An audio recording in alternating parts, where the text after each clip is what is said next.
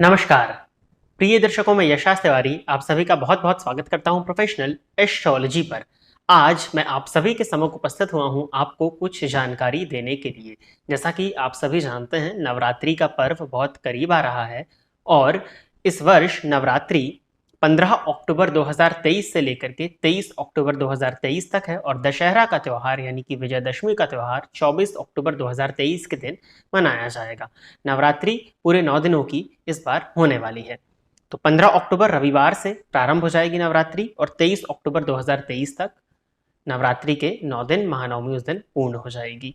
अब नवरात्रि के समय पे बहुत सी चीजें की जाती हैं। यदि आपके मन में कोई विशेष कामना है, किसी भी प्रकार की साधना आप इस समय पर करना चाहते हैं, शीघ्र वो साधना सिद्धि प्रदायक होती है और आपके मन में जो भी कामना है वो आप अगर इस वर्ष उस कामना की प्रार्थना मां से करते हैं तो वो प्रार्थना आपकी शीघ्र ही स्वीकार कर ली जाती है।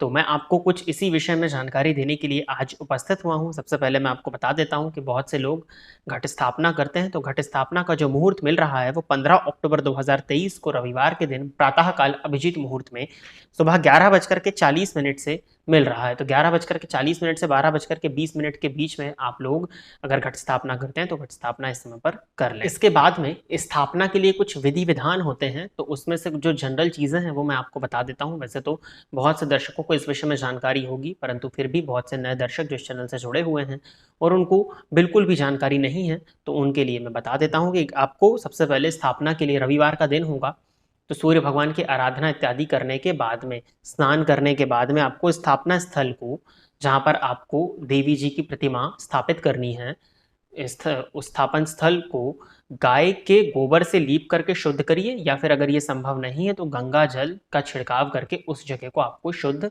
करना होता है। आपको आचमन करना है और आचमन करके स्वयं को शुद्ध कर लेना है। फिर आपको स्थापना स्थल के केंद्र में, पहले तो आप ऑलरेडी साफ सफाई कर चुके होंगे, केंद्र में स्वास्तिक का निर्माण करना है और स्वास्तिक के ऊपर आपको चौकी को रखना है।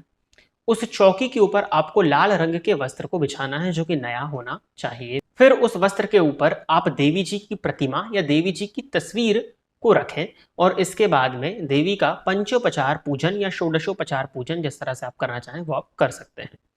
बहुत से लोग हैं वो अखंड दीप को जलाते हैं, परंतु अखंड दीप को रखते समय बहुत सी प्रिकॉशंस, बहुत सी सावधानियों को बरतना होता है। अखंड दीपक का नाम ही अखंड, अखंड यानी कि जो खंडित नहीं होना चाहिए। तो यदि आप अखंड दीप को जलाते हैं तो उसकी निगरानी पूरे 9 दिन तक एक बालक, एक बच्चे की तरह करनी होती है। तो यदि इस तरह की आप मतलब अखंड दीप को अगर आप प्रज्वलित करते हैं तो प्रॉपरली एक दिशा में रख करके प्रॉपरली उसका ध्यान रखना अति आवश्यक होता है। वो बुझना नहीं चाहिए, अखंडित नहीं होना चाहिए, उसका नाम ही अखंड दीप है। अब हम आते हैं मेन अपनी साधना के विषय पे। देवी माँ की कृपा यदि हो जाए तो सभी चीजें आपको आसानी से और सुलभता से प्राप्त हो जाएंगी। तो माँ की कृपा हेतु आप नवान्न मंत्र का जप कर सकते हैं। पूरे नवरात्रि में आप संख्या निर्धारित कर लीजिए, आपको 11 माला करना है, 7 माला करना है। नवरात्रि 9 दिन का समय है तो आपको इसमें समय निकालना होता है। या तो फिर आप दुर्गा जी का मंत्र, मैं यहाँ पर आपको लिख करके दिखा भी देता हूँ, इस मंत्र का जाप भी आप कर सकते हैं। तो या तो आप नवान्न मंत्र का जाप कर सकते हैं या जो दुर्गा जी का मंत्र आपको दिया हुआ है इस मंत्र का जाप आप कर सकते हैं। संख्या आप अपने हिसाब से रख सकते हैं, अधिकाधिक संख्या होनी चाहिए, 7 माला 11 माला लगभग इतना तो होना ही चाहिए। बहुत से लोग ये जानते हैं कि नवमी तिथि के दिन हवन किया जाता है, सही जानते हैं बिल्कुल, परंतु आप चाहें तो नित्य भी हवन कर सकते हैं। हवन करने से शीघ्र हम जितना भी पूजा पाठ, मंत्र जप इत्यादि करते हैं, स्तोत्र का पाठ करते हैं, उससे भी जल्दी शीघ्र प्रभाव देने वाली जो प्रक्रिया होती है वो हवन की प्रक्रिया होती है। तो हवन आप चाहें तो रोज भी कर सकते हैं। नवान्न मंत्र से भी आहुति दिया जा सकता है, या जो मंत्र आपको स्क्रीन पर दिया है इस मंत्र से, दुर्गा जी का जो मंत्र है इससे भी आप आहुति दे सकते हैं। अब आहुति देने के लिए आप हवन की सामग्री ड्राई फ्रूट्स इत्यादि से बना भी सकते हैं, या फिर आप घी की आहुति दे करके भी हवन को आप चाहें तो रोज कर सकते हैं। इससे जल्दी ही देवता, देवी माँ प्रसन्न हो जाती हैं। अब हम आगे बढ़ें तो उसके पहले भी मैं आपको बता देना चाहता हूं कि आप में से वो दर्शक जो किसी एक मंत्र विशेष को नित्य जप करते हैं, या कोई एक मुख्य मंत्र है आपके पास में, कोई गुरु मंत्र इत्यादि आप जपते हैं और आप चाहते हैं कि वो मंत्र शीघ्र ही सिद्ध हो जाए, तो आपको फिर उसी मंत्र को इस समय पर जाप करना है। माँ देवी की आराधना के लिए आप नवान्न मंत्र का जाप कर सकते हैं। बाकी अगर आप ऑलरेडी कोई मंत्र का जाप कर रहे हैं तो उस मंत्र को आपको अधिकाधिक संख्या में इस नवरात्रि के काल में जपना चाहिए।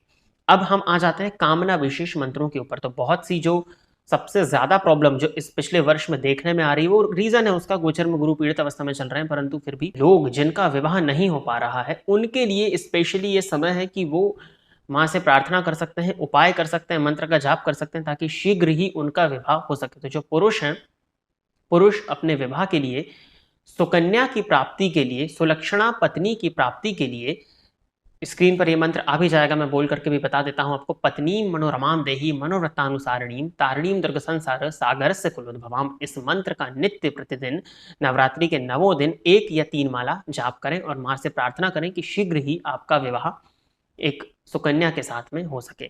वो स्त्रियां जिनका विवाह नहीं हो रहा है, वो जो स्क्रीन पर अब मंत्र आ रहा है, इस मंत्र का जाप करें। कात्यायनी महामाय महायोगिन्यधीश्वरी नंद गोपसुतम देवी पतित में कुरुते नमः। इस मंत्र का नित्य नवरात्रि में 1 या 3 माला जाप करना चाहिए।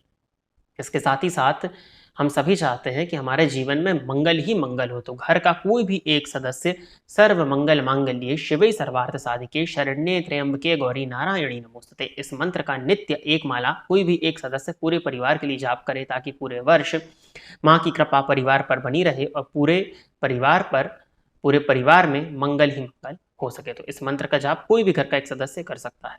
अब वो दर्शक जिनकी सौभाग्य और आरोग्यता की कामना है, तो वो इस मंत्र स्क्रीन पर दिया है, मैं बोल करके भी बता देता हूं। देहि सौभाग्यम आरोग्यम देहि में परम सुखम रूपम देहि जयम देहि यशो देहि द्विषो जहि। इस मंत्र का जाप भी आप नवरात्रि में 1 या 3 माला अपने अकॉर्डिंग कर सकते हैं। तो ये सौभाग्य और आरोग्यता की प्राप्ति के लिए है। ये मंत्र भी स्क्रीन पर दिया हुआ है, इसका भी आप जाप चाहें तो कर सकते हैं। अब एक कॉमन समस्या, हर कोई चाहता है कि धन की वृद्धि हो।